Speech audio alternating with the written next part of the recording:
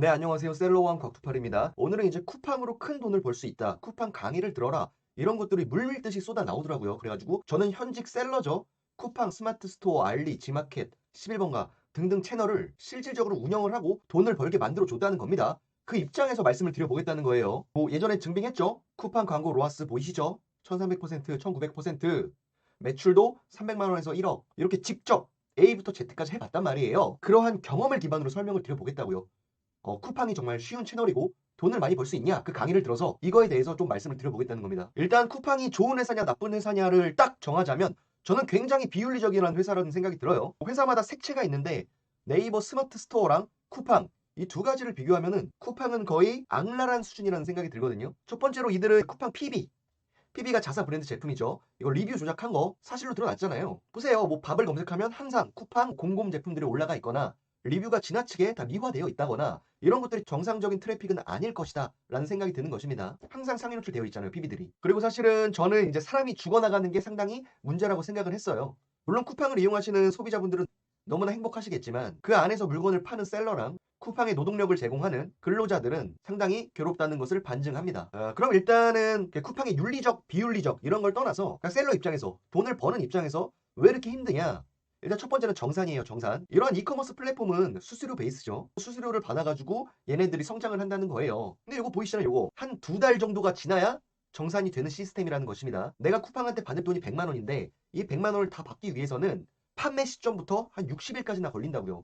즉 자금 흐름이 매우 불리하다는 것을 의미합니다. 이 오랜 시간 동안 쿠팡은 이 돈을 쥐고 있으면서 각종 재무적인 이점을 가져갈 거예요. 가장 큰 문제는 현금이 흐르지 않기 때문에 돈맥 경화가 걸립니다. 그래서 사장님들께서 제품을 매입하기 위해서 은행이나 제3금융권 이런 곳에 외부 차입까지 하는 상황이 발생을 한다고요.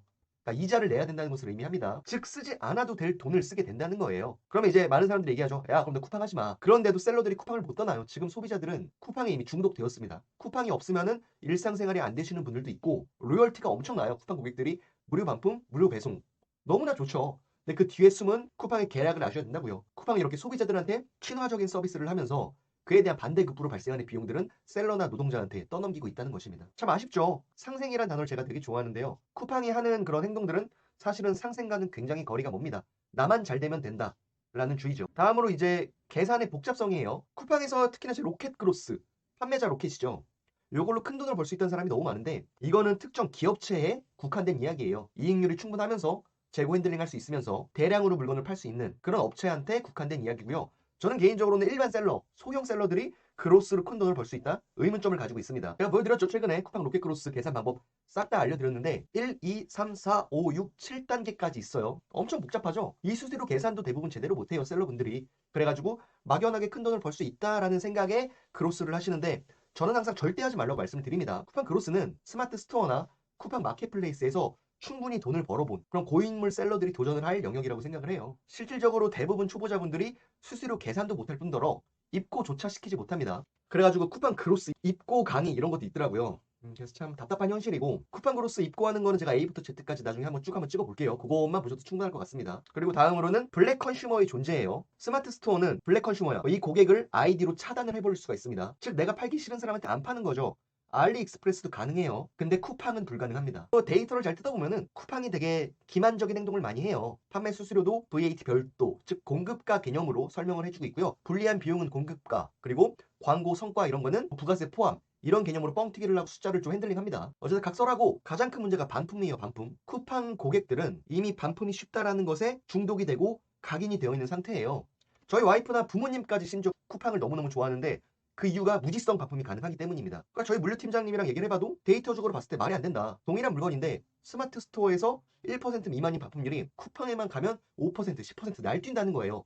로켓 그로스로 넘어가지 더 심해집니다. 더 황당한 건 보장 환불 제도라고 있어요. 고객이 반품을 접수해. 그러면은 보장 환불 정책에 따라 60시간이 지나면 그냥 환불 처리돼 버리는 거예요. 셀러가 물건을 회수했든 말든 상관없이 일단 고객한테 돈을 줘버리는 것입니다. 누구의 돈을? 셀러의 돈을. 그 이후에 이 쿠팡이랑 티키타카 하면서 그 금액에 대해서 보전을 받는 상당히 번거로운 절차입니다. 어쨌든 저는 쿠팡을 처음부터 하지 말라고 항상 말씀을 드리는데 지금 이 온라인 시장 돌아가는 판세가 저는 쿠팡으로 월 1억을 벌었습니다. 저는 쿠팡으로 경제적 자유를 찾았습니다. 제 강의 들으세요. 이런 게 너무 많더라고요. 그 강의의 퀄리티가 과연 뛰어날까 생각을 하셔야 된다는 것입니다. 중요한 것은 본질이에요. 채널의 특성을 보고 들어가야 되는데 어렵다 쿠팡 쪽은. 돈 벌기 자체가 수수료 구조나 특히나 정산 구조 그리고 반품 구조 이런 것들이 네이버 스마트 스토어에 비해서 너무나 불합리적이다라는 말씀을 드리는 거예요. 어쨌든 제가 이 보장 환불 제도 때문에 정말 미쳐버릴 줄 알았는데요. 제가 CS를 난리치면서 걸어본 적도 있어요. 답변이 항상 없을 때가 많고 보이죠? 제가 난리친 거 쿠팡 부서한테. 그리고 이제 쿠팡 광고 쪽도 문제가 상당히 많아요. 이 데이터를 조금이라도 공부해 보신 분들은 데이터, 이 로아스가 상당히 펌핑되어 있다라는 것을 느끼실 거예요. 이건 사실은 좀 문제의 소지가 있기 때문에 간단히만 얘기를 해드리면 쿠팡은 검색 영역이랑 비검색 영역이라는 게 있어요. 이 검색은 예를 들어 휴지야. 휴지라는 것을 검색했을 때 나오는 건데요.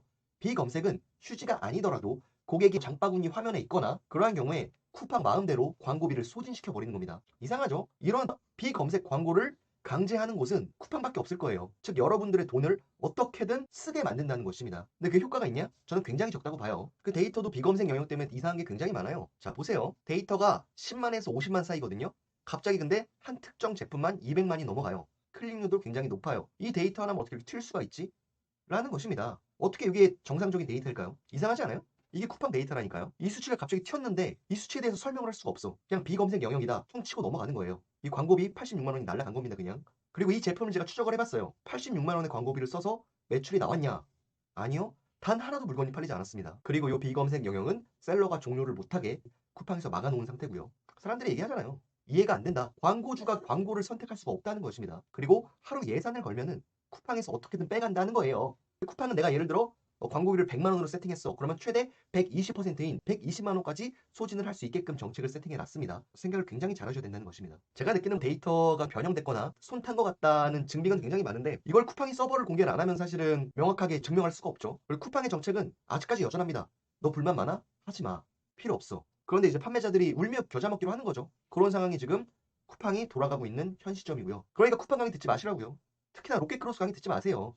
로켓크로스 강의를 듣는다고 여러분들이 이해하기도 힘들 뿐더러 이해를 했다고 한들 매력적인 제품을 찾아서 그로스에서 큰 돈을 벌기는 사실은 굉장히 어려운 구조라는 것입니다. 그래서 사실 좀 제가 여력이 되면은 여러 가지 강의를 좀 오픈해드리고 싶은데 시간이 없어요. 시간이 없어서 이렇게 간접적으로나마 유튜브를 통해서 설명을 드리는 거고요. 그래서 결론, 스마트 스토어 하시라. 스마트 스토어 또한 강의 들을 필요 없다. 직접 머리를 깨져가면서 본인이 습득한 게 베스트예요.